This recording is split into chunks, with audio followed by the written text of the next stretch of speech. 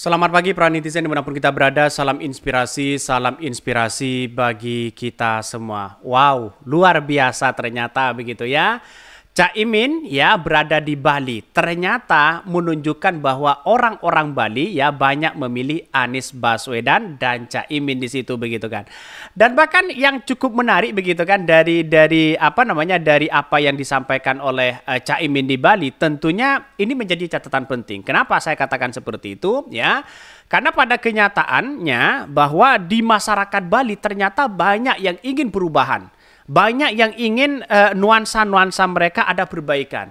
Salah satunya dari tokoh P3 ikut hadiri kampanye Cak Imin di Bali. Bayangkan ya, seorang tokoh P3 saja yang jelas-jelas pendukung Ganjar, mereka ya hadir di acara kampanye ya Anies Baswedan, Cak Imin di Bali begitu kan.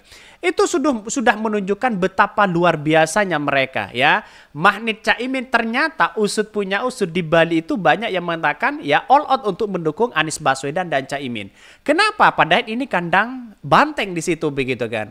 Mungkin ya kandang banteng bisa saja ambruk begitu kan ya di Bali. Tapi pada kenyataannya begitu kan, Cak Imin cukuplah menjadi magnet yang sangat luar biasa. Itu dan bahkan tidak bisa diungkapkan dengan sebuah kata-kata, kok bisa begitu kan ya, seorang Cak Imin bisa begitu eksis ya di Bali di situ begitu kan. Itu poin penting ya, P3 saja begitu kan ya. Tokoh P3 saja bisa bergabung kepada Cak Imin di acara deklarasi ya. Ini betapa luar biasanya di situ begitu kan. Lautan manusia. Kalau kita dibaratkan dengan kampanye Prabowo sebagai seorang capres dibandingkan seorang Cak Imin sebagai cawapres, maka rasa-rasanya lebih banyak magnetnya Cak Imin begitu kan ya.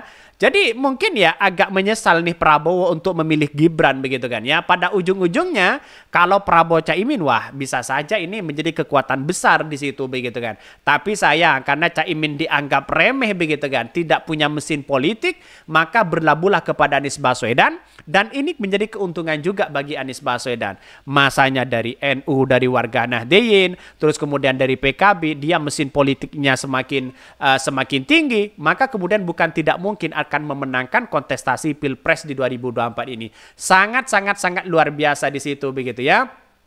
Ini Cak Imin loh, bukan capresnya loh, ya. Apalagi Anies Baswedan capresnya, ya. Lautan manusia di situ. Jadi mungkin ya agak melihat kalau Pak Prabowo tahu ya dengan acara ini mungkin agak agak kepanasan begitu kan. Karena apa? Karena Cak Imin ya tidak begitu diperhitungkan oleh Partai Gerindra, tidak kunjung dideklarasikan, tapi sekali didapatkan oleh Anies Baswedan menjadi wakil ya, tentu kita punya catatan luar biasa di situ. Apalagi ini di Bali, di kandang banteng saja begitu kan. Di Bali menjadi magnet luar biasa. Ini belum lagi di Jawa Tengah loh begitu kan. Jawa Tengah tunggu saja nanti kalau ada deklarasi akbar. Saya yakin dan seyakin-yakinnya ya, Jawa Tengah bisa menjadi ya ambruk begitu kan ya dengan adanya ya PKB. Karena di Jawa Timur, Jawa Tengah ya antara PKB dengan PDIP itu cukup dominan begitu kan.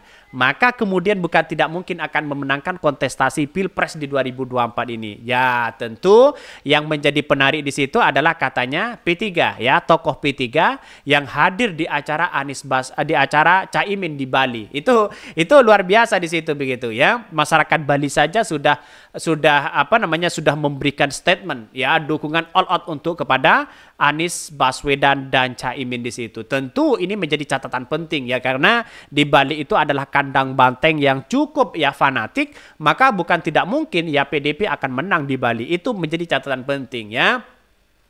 Tapi dengan adanya asumsi ini, kalau di putaran kedua Ganjar kalah, maka jelas ya semuanya all out ya untuk mendukung Anies Baswedan, asalkan Ganjar itu PDIP menggabung kepada Anies Baswedan dan Cak Imin. ini tantangan besar loh begitu, tantangan besar ya kepada PDIP. Tentu ini menjadi catatan penting. Kalau tokoh P3 ikut hadir ya kampanye Cak Imin di Bali. Wow ya, apakah tidak sakit hati mereka P3 ya? Cawapres nomor urut 1 Muhaimin Iskandar atau Cak Imin kampanye di Bali. Salah satunya tokoh P3 ikut hadir di kampanye Cak Imin. Tokoh P3 yang hadir yakni Juwairiyah Fawaid ya, pada kampanye itu Juwairiyah yang mengaku sebagai tokoh P3 mengatakan meski berbeda partai, Namun pilihan Pilpres mendukung Amin untuk Pilpres di 2024.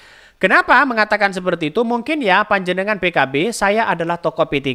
Tapi kami datang untuk Amin. Karena Amin yang terbaik. Amin yang terbaik. Mungkin kita partainya tidak sama. Tapi hari ini ketika memilih presiden ya harus sama satu Amin. Kata Juwairiyah di Bandar Utara Letkol Wisnu. Bahkan ya satu sisi dengan pernyataan seperti ini sudah memukau begitu kan. Tamparan keras kepada P3 artinya gerbong kosong P3 hari ini sudah mulai pecah begitu kan. Ya ada kepada Anies Baswedan, ada kepada Pak Ganjar, ada kepada Pak Prabowo. Artinya pecah di situ begitu kan. Ya bukan tidak mungkin di Bali itu akan menjadi kemenangan bagi Anies Baswedan dan Caimin. Ya kita tunggu saja begitu kan ya. Ya kalau sudah bersatu seperti ini insya Allah ada kemenangan mutlak, ada kemenangan yang sangat luar biasa.